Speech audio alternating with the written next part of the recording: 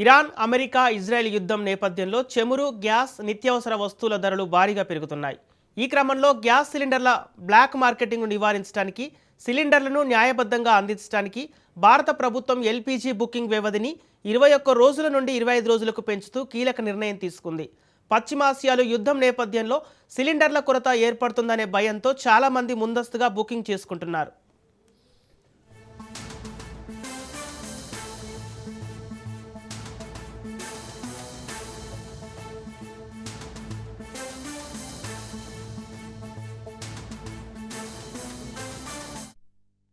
గతంలో సగటున 55 రోజులకు ఒక్కసారి సిలిండర్ బుక్ చేసుకునే వాళ్ళు ప్రస్తుతం 15 రోజులకే బుక్ చేస్తున్నారు. ఈ విషయం ప్రభుత్వం దృష్టికి రావడంతో ప్రభుత్వం బుకింగ్కు 21 రోజుల వ్యవధిని తీసుకొచ్చారు. తాజాగా దీనిని 25 రోజులకు పెంచారు. కమర్షియల్ వినియోగదారుల కంటే గృహ వినియోగదారులకే అధిక ప్రాధాన్యం ఇవ్వాలని గ్యాస్ కంపెనీలకు కేంద్ర ప్రభుత్వం సూచించింది.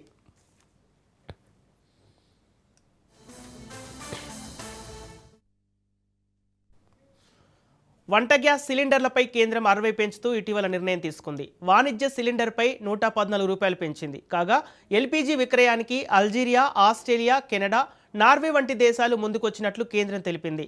అంతర్జాతీయంగా చమురు ధరలు పెరిగినప్పటికీ ఇప్పటికిప్పుడు పెట్రోల్, డీజిల్ ధరలు పెరిగే అవకాశం లేదని, దేశంలో ప్రస్తుతం సరిపడా ఇంధన నిల్వలు ఉన్నాయని తెలిపింది.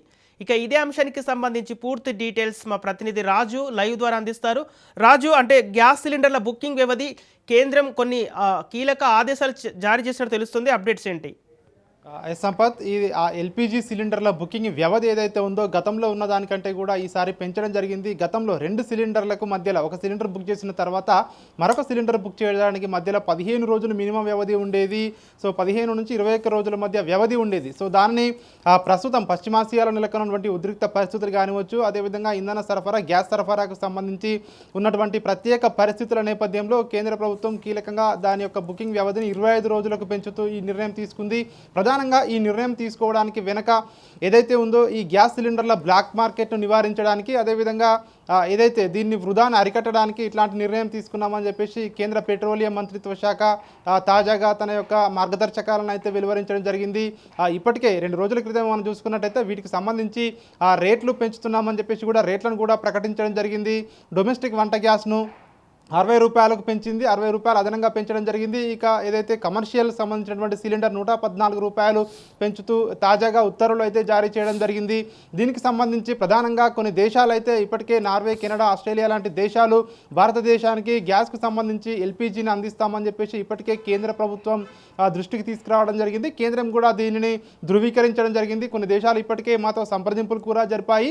సో ఎట్టి పరిస్థితుల్లోనూ ఆ కొరత అనేది రానివ్వకుండా చూస్తాము. దేశ ప్రజలకు ఖచ్చితంగా గ్యాస్ అనేది అందుబాటులో ఉంటుంది. అయితే ఇప్పుడున్నటువంటి పరిస్థితుల దృష్ట్యా ఈ రేట్లు అనేవి పెంచాక తప్పలేదు.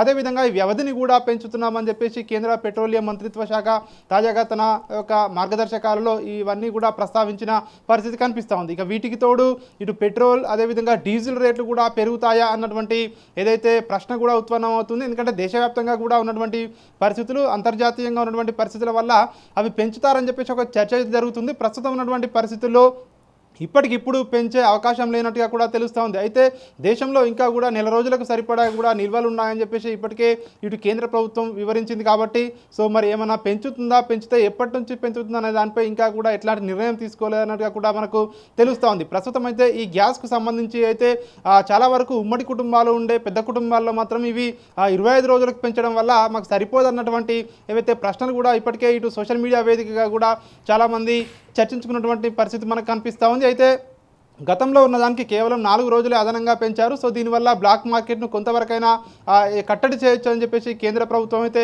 భావిస్తుంది. సో ఈ నేపథ్యంలోనే గరిష్టంగా ఎవరైతే ఇప్పటికే ఉన్నటువంటి మన మార్గదర్శకాలు ఎగ్జిస్టింగ్వి చూసినట్టయితే నెలకు గరిష్టంగా 2 సిలిండర్లు బుక్ చేసుకోవచ్చు. సంవత్సరానికి 15కు మించకుండా సిలిండర్లు బుక్ చేసుకునే వెసులుబాటు ప్రస్తుతం అయితే డొమెస్టిక్ వినియోగదారులకు ఉంది. అదేవిధంగా దీనికి సంబంధించి ఏదైతే ప్రస్తుతం తీసుకొచ్చినటువంటి ఏదైతే 25 రోజుల నిబంధన బుకింగ్ ఉందో దీనికి సంబంధించి కొంతమంది ఇప్పటికే సోషల్ మీడియాలో పోస్టులు పెడుతున్న పరిస్థితి కనిపిస్తూ ఉంది. సో చూడాలి మరి సో ఈ ఒక 25 రోజుల నిబంధన అనేది ఎంతవరకు ప్రజలపై ప్రభావం చూపిస్తుంది అనేది మనకు తెలియాల్సి ఉంటుంది. Sampath. Okay, right, thank you Raju.